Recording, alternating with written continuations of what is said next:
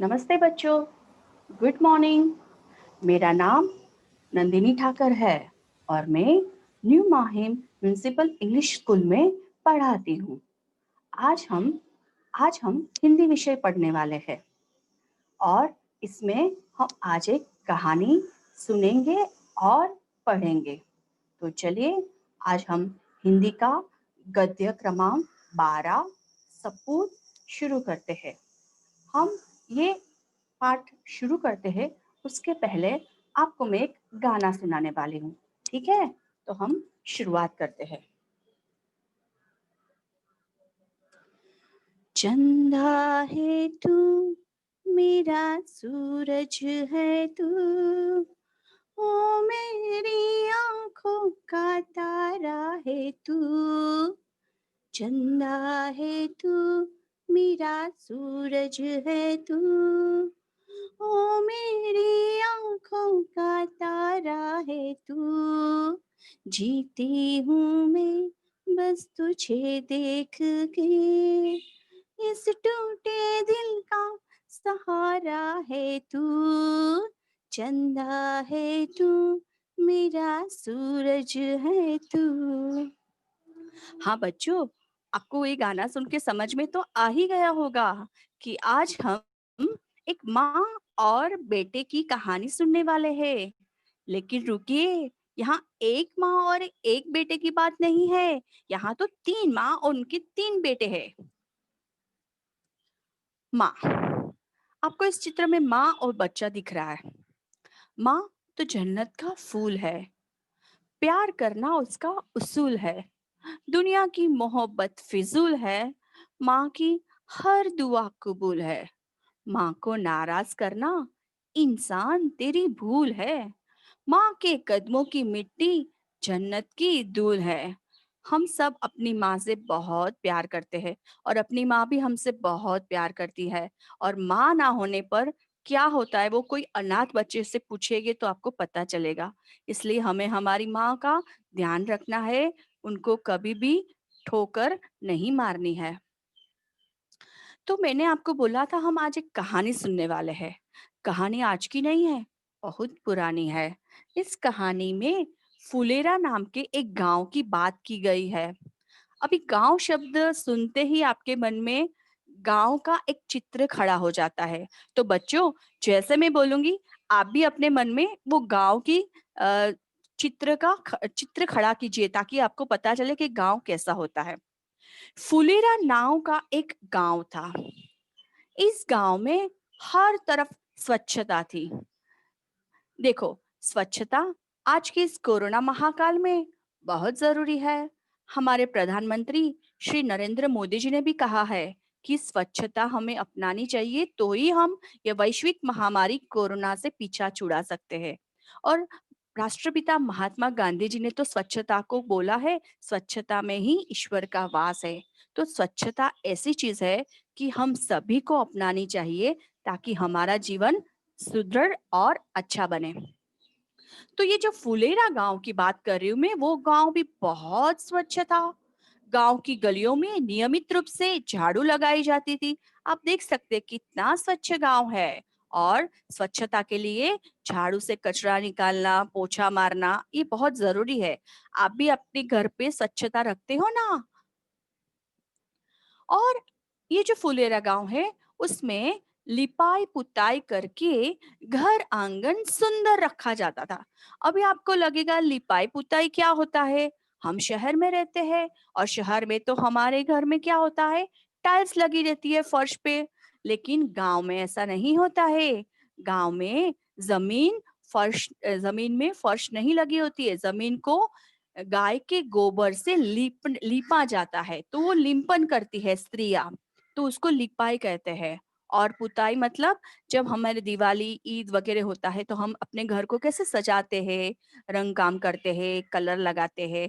उसी तरह गांव की स्त्रियां भी ये लिपाई पुताई की हुई दीवारें और फर्श को रंगोली से और कलर से सजाती है।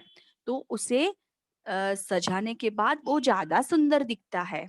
तो फुलेरा गांव की स्त्रियां भी लिपाई पुताई करके घर आंगन को सुंदर रखा करती थी। और परिसर में पेड़ पौधे भी होते थे। पेड़ पौधों का तो बहुत महत्व है। पेड़ हमें बहुत सारी चीजें देते हैं, आपको तो सब मालूम है। इसलिए ज्यादा से ज्यादा पेड़ उगाने चाहिए और पेड़ काटने नहीं चाहिए। तो फुलेरा गांव के लोग तो बहुत समझदार थे। वो अपना घर आंगन स्वच्छ रखते थे, अपना घर आंगन सजा के रखते थे और घर आंगन में पेड़ पौधे भी लगाते थे। इतना अच्छा गांव था ये। गांव में क्या होता है, अभी हमारे घर में नल से पानी आता है, तो हमें बाहर पानी लाने की जरूरत नहीं पड़ती है। लेकिन गांव में ऐसा नहीं होता है। गांव में कुएं से या नदी से पानी लाना पड़ता है। तो गांव की स्त्रियां अपना बर्तन लेके नदी पे या कुएं पे पानी भरने जाती है। और ये गांव के लोग ये पानी को निर्मल रखने के लिए भी सावधानियां बरतते, ताकि कोई गांव वाला बीमार ना पड़े। उसको साफ साफ सफाई कराते थे, कचरा उठवाते थे। देखिए गांव का कुआं भी कितना स्वच्छ लग रहा है आपको, है ना बच्चों? तो हमें भी अपने घर का पीने का पानी स्वच्छ रखना चाहिए, जैसे फुलेरा गांव के गांव वाले कैसे रख रहे हैं वैसे। इस गांव की स्त्रियां पनघट पर पानी भर रही थी। पनघट यानी ऐसी जगह जहां से हम पीने का पानी ले सके। जैसे गांव में नदी होती है, कुआं होता है, उनको पनघट कहा जाता है। तो फुलेरा गांव की स्त्रियां पनघट पे पानी भरने जाया करती थी। उसमें से तीन स्त्री की हम आज बात करने वाले हैं। वो तीन स्त्रियां भी पनघट पे पानी भरने गई थी और वे अपने अपने लाडले के गुणों का बखान कर रही थी। अभी माँ को हर बच्चा प्यारा है, हर माँ बोलती है कि मेरा बच्चा तो सबसे अच्छा है। तो ये स्त्रियां भी अपनी मातृ प्रेम के कारण अपने बच्चों का बखान कर रही थी। उनका बखान करके वो दूसरे से श्रेष्ठ बनना चाहती थी। पहली स्त्री पहली स्त्री दूसरी स्त्री को बोलती है, बहन, मेरा सपूत बड़ा विद्वान है। जब से शहर से पढ़कर आया है, चारों ओर उसकी धूम मची है। वो बड़े बड़े ग्रंथ पढ़ लेता है, आकाश के तारों को देखकर उनके नाम बता देता है, देश विदेश की सभी बातों का उसे पता है। देखिए ये स्त्री अपने बच्चे के बारे में क्या बोल रही है। ये बोल रही है कि मेरा सपूत तो बड़ा विद्वान है। विद्वान मतलब पढ़ा लिखा, गुणी, समझदार। ऐसा बच्चा है, वो बहुत पढ़ा लिखा है। और वो भी गांव में नहीं पढ़ा है, वो तो शहर जाकर पढ़ के आया है। तो उसे उनका अभिमान था कि मेरा बेटा तो शहर से पढ़कर आया है। और चारों ओर उसकी धूम मची है, मतलब सब लोग उसका बखान कर रहे कि वाह, इस स्त्री का लड़का तो शहर पढ़ के आया है, शहरी बाबू बन गया है। और वो बड़े बड़ी किताबें, बड़े बड़े ग्रंथ आसानी से पढ़ लेता है। और ज्यादा उसने ये बताया कि आकाश के तारों को देखकर उसका नाम बता देखा। देखो अभी हम रात में आकाश के तारे देखते हैं, लेकिन क्या हम हर एक तारे के नाम बता सकते हैं क्या? नहीं। लेकिन ये स्त्री ने अपने बच्चे के बखान करने के लिए ज्यादा बोलने लगी वो। इसलिए उसने कहा कि वो तो देश आकाश के तारों को देखकर नाम बता सकता है। मतलब इतना उसके पास नॉलेज है, इतनी उसके पास विद्या है, देश विदेश की सभी बातों का उसे पता है। वो इतना पढ़ा लिखा है कि इस देश की तो क्या, विदेश की बातें भी उसको सब पता है। तो ये जो स्त्री है अपने विद्वान पुत्र के बारे में बहुत ही अभिमान से ये सब बातें कर रही है। और बाकी की दोनों स्त्रियां ये स्त्री की बातें सुन रही है। तो पहली स्त्री ने कहा, मेरा पुत्र तो विद्वान है, गुणी है और पढ़ा लिखा है। अभी दूसरी दूसरी स्त्री बोल पड़ी। उसको लगा, अरे क्या तेरा बेटा ही विद्वान है और गुणी है, हमारे बेटे नहीं है क्या? इसलिए उसने बोला, अरे सखी, मेरा लाल जैसा बलि तो 10-5 गांवों में देखने को भी नहीं मिलेगा। 500 दंड बैठक वह रोज सुबह लगाता है। अखाड़े में जब ताल ठोक कर उतर पड़ता है तो बड़े बड़े पहलवान तक उसका मुकाबला करने से घबराते हैं। वह मेरा सपूत है। अभी आपको पता चला ये दूसरी स्त्री ने क्या कहा? दूसरी स्त्री ने कहा, मेरा बेटा तो बलवान है। क्यों बलवान है ऐसा बोला? क्योंकि वो अखाड़े में जाके अपने शरीर को कस के एकदम पहलवान जैसा बन गया है। आपने अखाड़ा देखा होगा और अखाड़े में पहलवानों को कुश्ती करते भी देखा होगा। हम कई सारी फिल्में देखते हैं तो हमें पता चलता है कि पहलवान लोग क्या करते हैं। अखाड़े में एक दूसरे से कुश्ती करके दूसरे को पछाड़ के हरा देते हैं। तो ये स्त्री बोल रही है, मेरा बेटा तो 500 दंड बैठक करता है। दंड बैठक जिसको इंग्लिश में हम पुशअप्स कहते हैं, वो 500 तक के दंड बैठक करता है। मतलब रोज सुबह वो 500 दंड बैठक करता है। और अखाड़े में बड़े बड़े पहलवान उसका मुकाबला करने से घबराते। मतलब वो इतना बलवान है, इतना बलशाली है कि कोई भी उसके नाम से ही थर थर कांपने लगता है कि भाई इससे हम पंगा नहीं ले सकते, क्योंकि ये तो लड़का बड़ा बलवान है, बड़ा बलशाली है। ये तो हमें यूं चुटकी में पछाड़ के हरा सकता है। तो दूसरी स्त्री ने अपने पहलवान पुत्र, अपने बलवान पुत्र के बारे में बड़ी बड़ी बातें करी।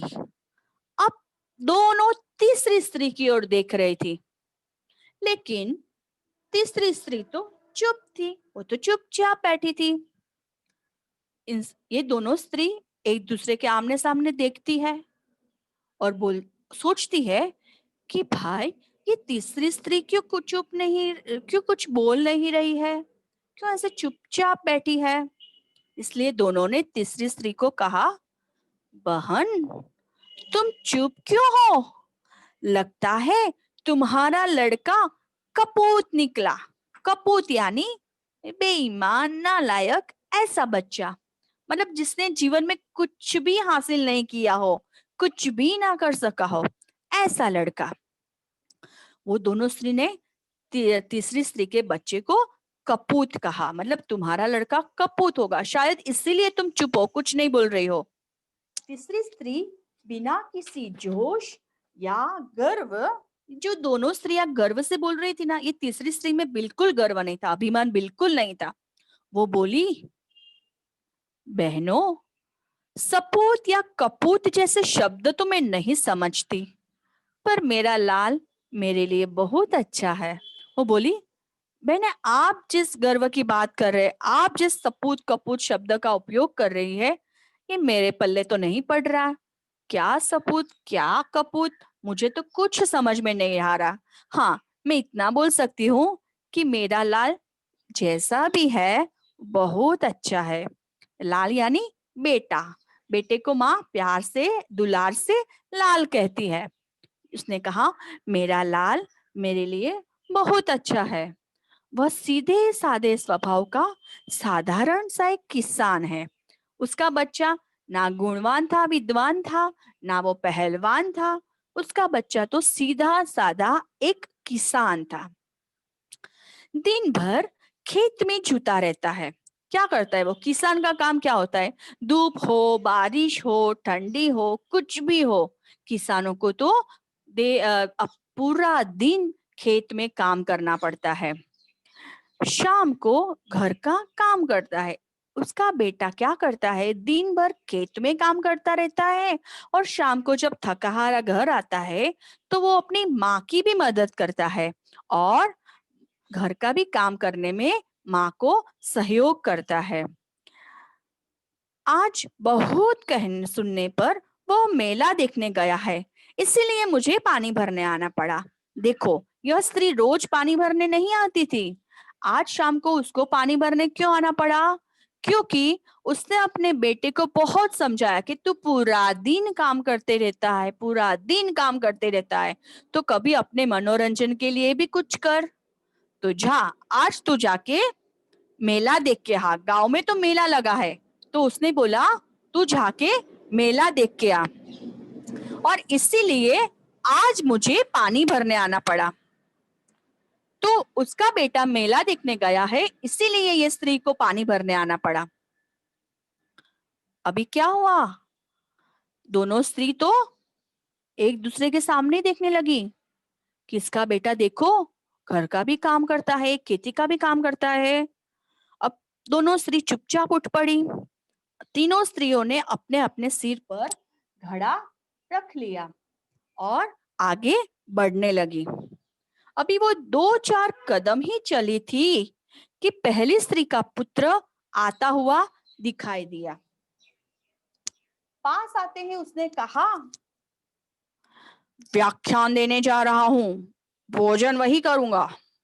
देखो, पहली स्त्री का पुत्र बहुत विद्वान है, बहुत गुणी है, बहुत पढ़ा लिखा है, लेकिन वो अपनी माँ से कैसे बात करता है? कहता है मैं व्याख्यान देने जा रहा हूँ। व्याख्यान यानी लेक्चर। वो पढ़ा लिखा है तो कहीं पे वो लेक्चर देने जाता है, व्याख्यान देने जाता है। तो मेरे भोजन का प्रबंध तो वहां हो चुका है, तो मैं तो वहीं भोजन कर लूंगा। ऐसा कह के वो वहां से चल पड़ता है। तभी उतने ही देर में दूसरा पुत्र भी आ जाता है। दूसरी स्त्री का पुत्र पहलवान है। वो पहलवान पुत्र वहां आ जाता है।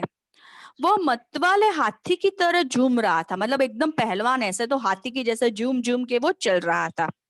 उसने अपनी माँ से कहा, माँ, आज दंगल में मैंने एक नामी पहलवान को बुरी तरह पछाड़ा। पानी लेकर जल्दी घर पहुंचना, मुझे जोरों की भूख लगी है। देखो, ये पहलवान पुत्र को भूख लगी है।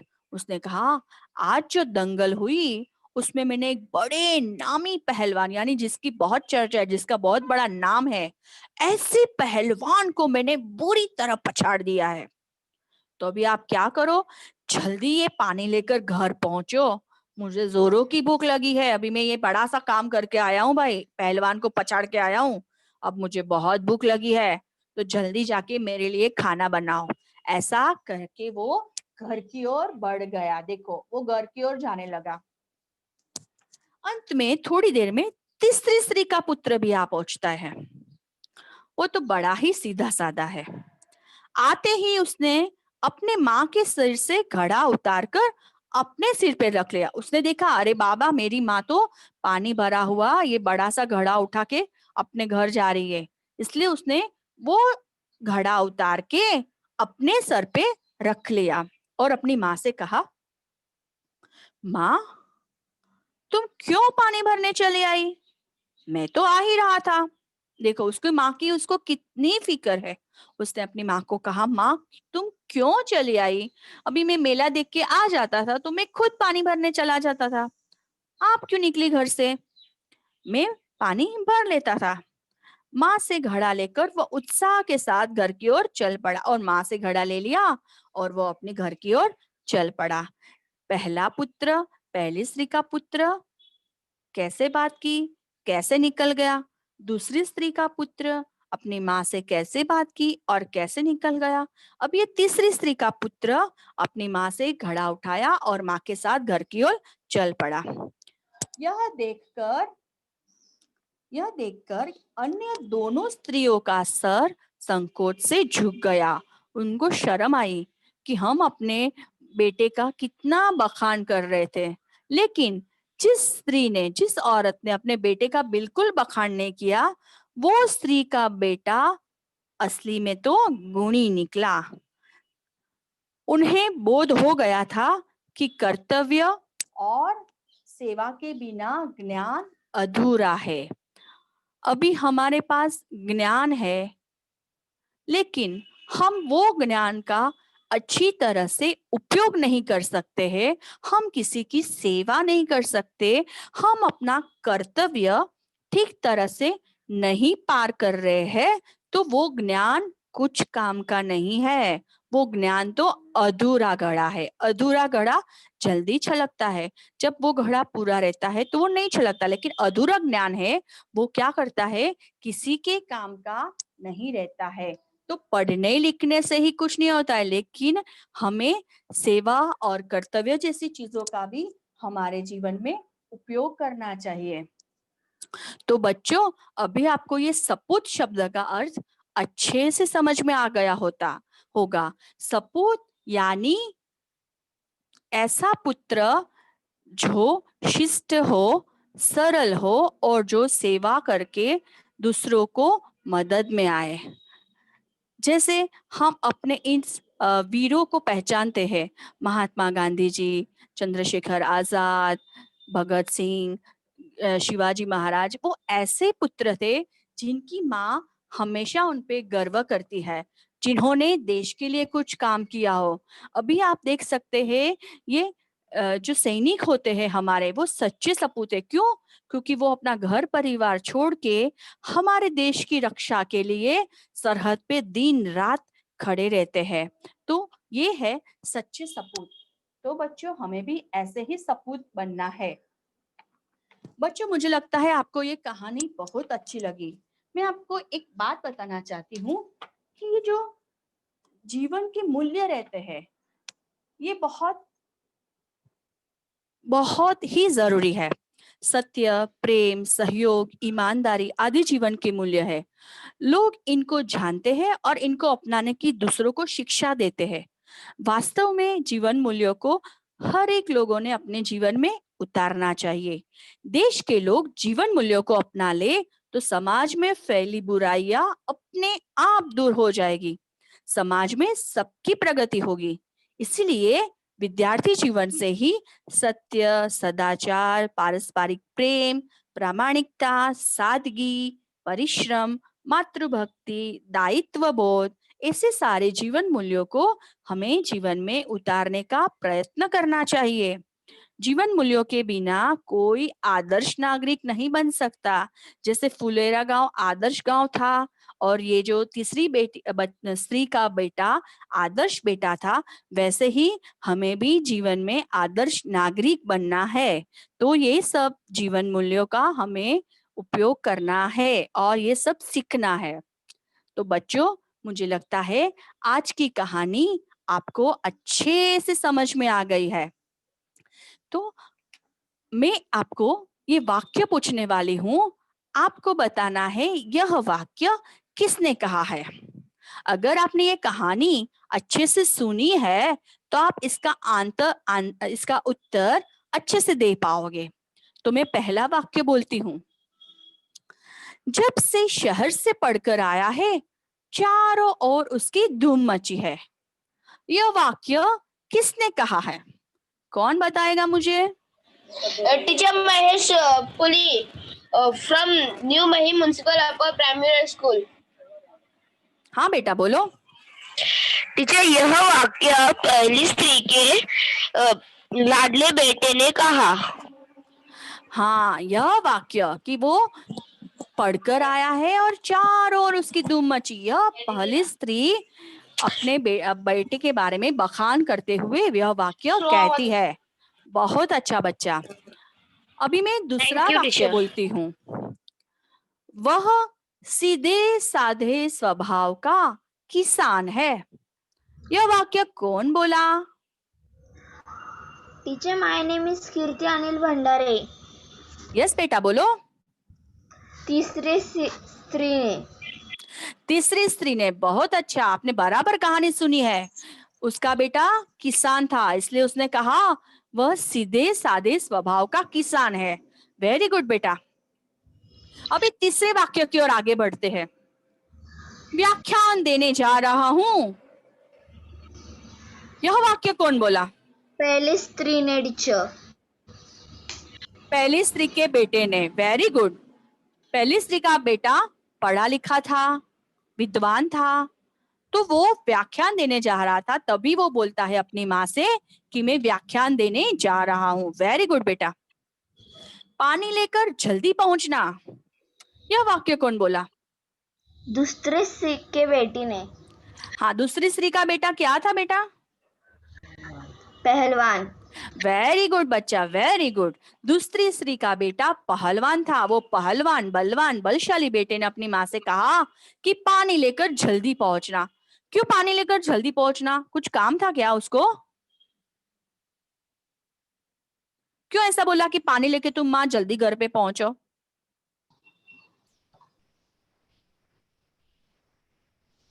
अपनी माँ से वो क्यों कहता है कि तुम पानी लेके जल्दी, उसको भूख लगी थी। हाँ, वो बहुत भूखा था क्योंकि उसने बड़े से नामी पहलवान को पछाड़ के हराया था।